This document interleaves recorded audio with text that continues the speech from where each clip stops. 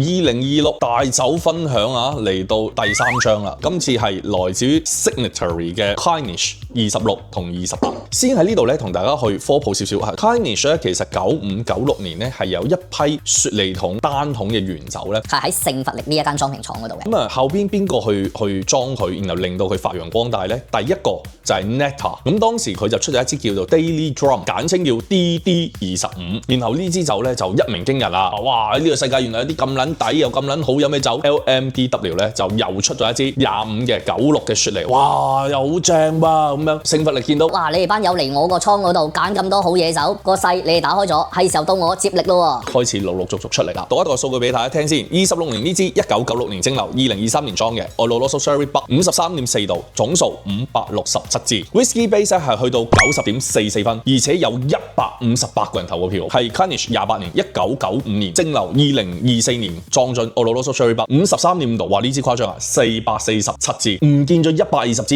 講緊只係爭2年啊。Whisky Base 係90.31分，88個人投票。咁啊，我亦不如咁樣講，一個叫阿妹，一個叫姐姐。嗱，我哋飲阿妹先。咁阿妹嘅顏色咧深好多喎，濃郁好多。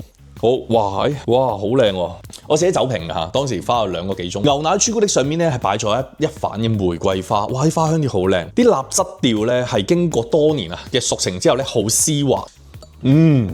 你咀嚼佢咧，佢直火煙燻啦、黑色水果啦、黑森林蛋糕啦，佢所有嘅風味都係好聚合㗎，好似每一件小嘅拼圖拼咗一個好靚嘅畫作，哇！好好啊呢啲酒。講完阿妹啦，係時候講下家姐啦。有冇留意到一個情況啊？我哋一齊開分享嘅，價錢一模一樣㗎。老啲嘅呢支咧係賣得好啲喎。按照我哋對市場對愛好者嘅認識，即係越深色越多人買。今次唔同喎，點解咧？不如我飲下先。嗱，呢支酒咧好得意啊！你見到佢酒色會淡啲啦，深色一支多過2年，點解仲淺色會褪色？咁咧其實呢度入邊咧就有2大專業知識啦。第一就可能係佢個桶本身喺裝酒之前有經過烤灼過啦，或者係佢係 first fill 啦，所以佢就會深色啲。第二個可能性就係 wet fill 啦，即係佢上一次裝酒之前嘅嗰啲雪梨酒冇倒乾淨啦，令到佢酒色會深啲咯。而呢個一睇就係 refill 嚟嘅，所以酒色咧就會淺啲啦。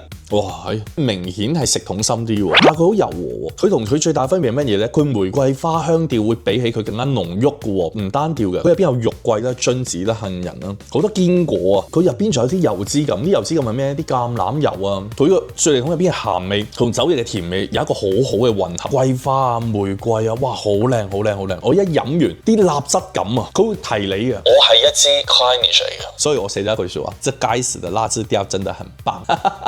仲有少少睇到呢條片，如果有嘅，快啲買翻去試下。下次有咩靚酒再同大家講，拜拜。